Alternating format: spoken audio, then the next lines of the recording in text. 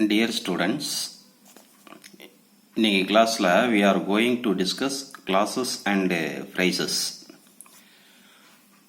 முதல்ல கிளாஸுக்கும் ஃப்ரேஸுக்கும் என்ன டிஃபரன்ஸ் அப்படிங்கிறத நீங்கள் தெரிஞ்சுக்கணும்.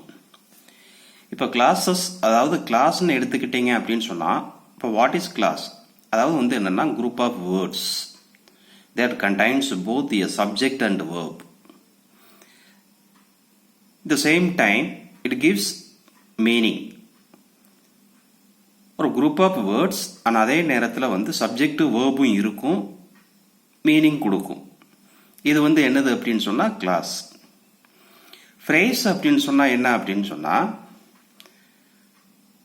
சப்ஜெக்ட் வேர்பு இருக்காது ஆனால் மீனிங் கொடுக்கும். அது ஃப்ரேஸ். அப்போ இந்த சப்ஜெக்ட் வேர்பு இருந்துச்சு அப்படின்னு சொன்னால் அதை நீ கிளாஸ்ன்னு சொல்லி நீ என்ன செஞ்சிருத அப்படின்னு சொன்னால் ஐடென்டிஃபை பண்ணிருத. இதுதான் அந்த கிளாஸுக்கும் ஃப்ரேஸுக்கும் உள்ள டிஃபரன்ஸு. நல்லா மைண்டில் வச்சுக்கோ. கிளாஸ்ன்னு சொன்னால் a group of words which contains subject and verb. At the same time, phrase அப்படிங்கக்கூடியதும் group of words தான். It doesn't have subject and verb. இப்போ நம்ம என்ன செய்யறோம்? ஃபர்ஸ்ட் இந்த கிளாஸஸ் பத்தி நம்ம பார்க்குறோம். இப்போ இந்த கிளாஸ்ன்னு எடுத்துக்கிட்டீங்க அப்படின்னு சொன்னா அதுல 2 டைப்ஸ் ஆஃப் கிளாஸஸ் இருக்குது. இப்போ மெயின் கிளாஸ், சபார்டினேட் கிளாஸ். இப்போ இந்த மெயின் கிளாஸுக்கு இன்னொரு பேர் உண்டு. என்ன அப்படின்னு சொன்னா இண்டிபெண்டன்ட் கிளாஸ் அப்படின்னு சொல்லுவாங்க. அதே நேரத்தில் சபார்டினேட் கிளாஸ் அப்படின்னு சொன்னா அதுக்கு இன்னொரு பேர் என்ன இருக்குது அப்படின்னு சொன்னா டிபெண்டன்ட் கிளாஸ்.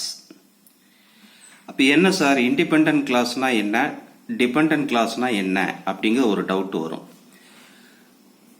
டிபெண்ட் அப்படின்னாலே சார்ந்து இருத்தல், இண்டிபெண்டன்ட் அப்படின்னு சொன்னா சாராமல் இருத்தல், அதாவது டிபெண்ட் பண்ணி இருக்கிறது. இப்போ 2 சென்டென்சஸ் கொடுத்துருக்கிறான் அப்படின்னு சொன்னா அந்த 2 சென்டென்சஸ்ல இப்போ 2 சென்டென்சஸ் இருக்குது அப்படின்னு சொன்னா அதுல ஒரு மெயின் கிளாஸ் இருக்கலாம், ஒரு சபார்டினேட் கிளாஸ் இருக்கலாம், இல்ல ரெண்டுமே மெயின் கிளாஸா இருக்கலாம், இல்ல ரெண்டு மெயின் கிளாஸ் அல்லது ஒரு சபார்டினேட் கிளாஸ் இருக்கலாம். அப்போ நீ ஃபர்ஸ்ட் நீ என்ன பண்ற அப்படின்னு சொன்னா கிளாஸ் ஐடென்டிஃபை பண்ற. அப்ப அந்த கிளாஸ் ஐடென்டிஃபை பண்றதுக்கு என்ன இருக்கு அப்படின்னு சொன்னா சப்ஜெக்ட் வேர்ப் இருக்குதான்னு பாரு. சப்ஜெக்ட் வேர்ப் இருந்துச்சு அப்படின்னாலே அது கிளாஸ் தான். அதுக்கப்புறம் நீ அதை ஐடென்டிஃபை பண்ணு, இண்டிபெண்டன்ட் கிளாஸா அல்லது டிபெண்டன்ட் கிளாஸா அப்படிங்கிறத ஐடென்டிஃபை பண்ணலாம். இப்போ நான் ஏற்கனவே சொன்ன மாதிரி இப்போ இந்த கிளாஸஸ் அப்படிங்கும் போது மெயின் கிளாஸ், அதுக்கு இன்னொரு பேர் என்னதுன்னா இண்டிபெண்டன்ட் கிளாஸ். சபார்டினேட் கிளாஸ், அதுக்கு இன்னொரு பேர் என்ன பேருன்னா dependent class.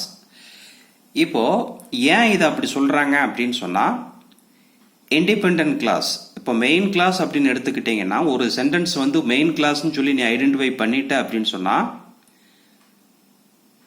the main class which comes alone, தனியா வரும்.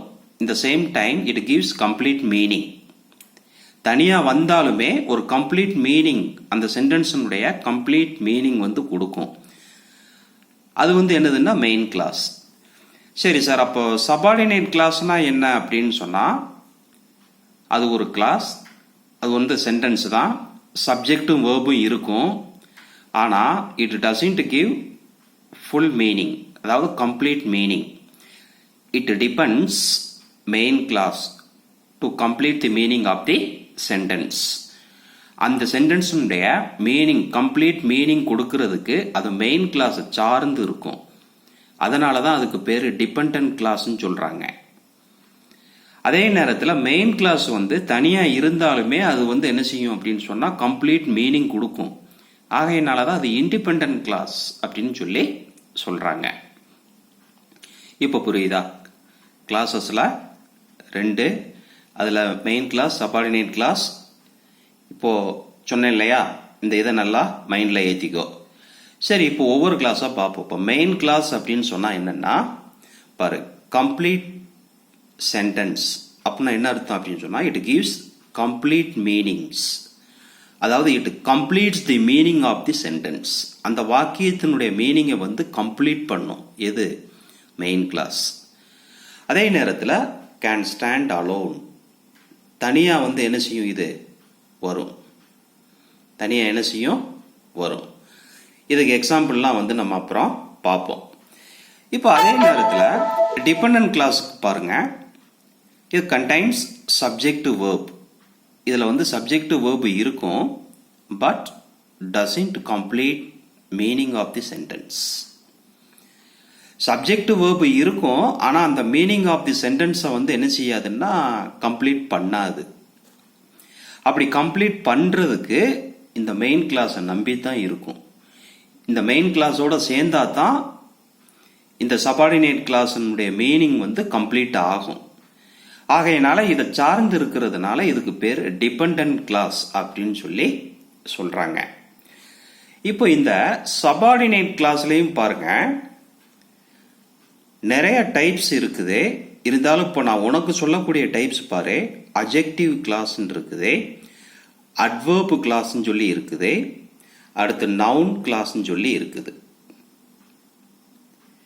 இந்த அட்ஜெக்டிவ் கிளாஸ், அதாவது இந்த சபார்டினேட் கிளாஸ்ல இப்போ ஃபர்ஸ்ட் டைப், இப்போ நான் உனக்கு சொல்லக்கூடியதுல ஃபர்ஸ்ட் டைப் இந்த அட்ஜெக்டிவ் கிளாஸ் அப்படிங்கிறது என்ன அப்படின்னு சொன்னா, gives more information about noun. நவுனை பத்தி ஒரு அதிகமான ஒரு இன்ஃபர்மேஷன் கொடுக்கக்கூடியது. அதே நேரத்தில் which one, what kind, how many, இதுக்கு வந்து ஆன்சரா வரும். இதை வந்து ஒரு கான்செப்டா வரக்கூடிய ஒரு கிளாஸ் எது அப்படின்னு சொன்னா அட்ஜெக்டிவ் கிளாஸ். ஓகே சார், அப்போ அட்வர்ப் கிளாஸ்னா என்ன? அட்வர்ப் கிளாஸ்ங்கிறதும் அதுதான். பாரு, gives more information about verb. வேர்பை பற்றி ஒரு மோர் இன்ஃபர்மேஷன் நமக்கு கொடுக்குது. இப்போ பாரு, இங்க அட்ஜெக்டிவ் கிளாஸ்ல வந்து நவுனை பத்தி மோர் இன்ஃபர்மேஷன் கொடுக்கக்கூடியது. அதே நேரத்தில் which one, what kind, how many இந்த கான்செப்ட்ல வரக்கூடிய கிளாஸ். இப்போ அட்வர்ப் கிளாஸ் அப்படிங்கக்கூடியது என்ன அப்படின்னு சொன்னா, வேர்பை பத்தி. வேர்ப்னா நான் ஏற்கனவே உங்களுக்கு சொல்லியிருக்கிறேன், வேர்ப் அப்படின்னு சொன்னாலே என்னது, ஆக்ஷன் வேர்டு. அப்போ அந்த வேர்பை பற்றி மோர் இன்ஃபர்மேஷன் கொடுக்கக்கூடிய கிளாஸ் வந்து என்னது அப்படின்னா அட்வர்ப் கிளாஸ். இது when, where, how இந்த கான்செப்ட்ல வரக்கூடிய கிளாஸ். இதுக்கு பேர் என்ன பேரு அப்படின்னு சொன்னா அட்வர்ப் கிளாஸ்ன்னு சொல்லி சொல்லுவாங்க. சரி, அப்ப தேர்ட் ஒன் பாரு, நவுன் கிளாஸ். இந்த நவுன் கிளாஸ் வந்து எப்படி சார் வரும்? இந்த நவுன் கிளாஸ் அப்படிங்கக்கூடியது a class which takes the place of a noun in the sentence.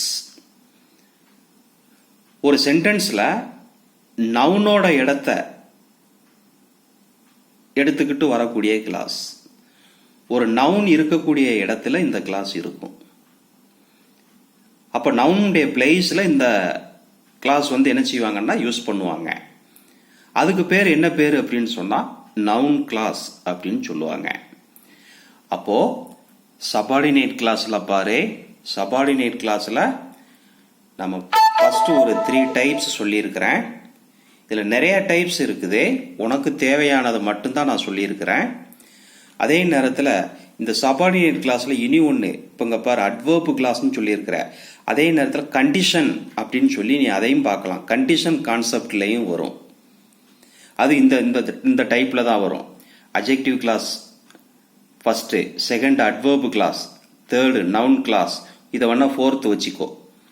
என்னது, கண்டிஷன், அட்வர்ப் ஆஃப் கண்டிஷன். இப்போ நீ கண்டிஷனல் அப்படின்னு சொல்லி ஒரு கிராமர் கேள்விப்பட்டிருப்ப. அது வந்து வேற ஒன்றும் இல்லை, நீ யூஸ் பண்ணியிருப்ப, ஆனால் அதுக்கு பேர் கண்டிஷனல் அப்படிங்கிறது உனக்கு தெரியாது. இஃப் அன்லஸ் வச்சு சென்டென்ஸ் ஃபார்ம் பண்ணுவேன் இல்லையா, அதுதான் கண்டிஷனல். கண்டிஷன் சொல்ற மாதிரியே இருக்கும், கண்டிஷன் பண்ற மாதிரியே வரக்கூடிய sentence. If you go out I will beat you சொல்றோம். If you go out I will beat you. அப்ப என்னது, நீ வெளியில போனா நான் அடிப்பேன். அப்ப அது கண்டிஷன் தானே. அதுல என்ன யூஸ் பண்ணியிருக்க ஃபர்ஸ்ட், இஃப். அந்த மாதிரி இஃப் அப்படின்னு இஃப்ங்கிறதையோ இல்லை அன்லஸையோ வரக்கூடிய சென்டென்ஸ் வந்து என்னது அப்படின்னு சொன்னா கண்டிஷனல். அந்த கண்டிஷனல்ல நம்ம யூஸ் பண்ணக்கூடிய கிளாஸ் அதுதான் வந்து என்னது அப்படின்னா அட்வர்பியல் கிளாஸ் ஆஃப் என்னது கண்டிஷனல் அப்படின்னு சொல்லுவாங்க. Clause of conditional. அப்போ இப்போ இந்த கிளாஸ்ன்னு சொல்லி எடுத்துக்கிட்டேன்னா இவ்வளோ விஷயங்கள் வந்து நீ என்ன செய்யணும்னா உன் மைண்டில் வச்சுக்கணும். திரும்ப ஒரு தடவை ரிகலெக்ட் பண்ணுறேன். கிளாஸ் அப்படிங்கக்கூடியது சப்ஜெக்ட் வேர்பு இருக்கும், மீனிங் கொடுக்கும். ஓகேவா? ஃப்ரேஸ் அப்படிங்கக்கூடியது மீனிங் கொடுக்கும், ஆனால் சப்ஜெக்ட் வேர்பு இருக்காது. ஓகேவா? அந்த கிளாஸ்லையும் எத்தனை டைப் அப்படிங்கிறத நம்ம பார்த்துருக்குறோம். இது வந்து உன்னுடைய புக் பேக்கில் இருக்கக்கூடிய கிளாஸு தான். அடுத்த கிளாஸில் இதுக்குண்டான எக்ஸாம்பிளோட நம்ம பார்க்கும்போது இன்னும் கொஞ்சம் உனக்கு ஒரு ஐடியா கிடைக்கும். ஓகேவா? பாய்.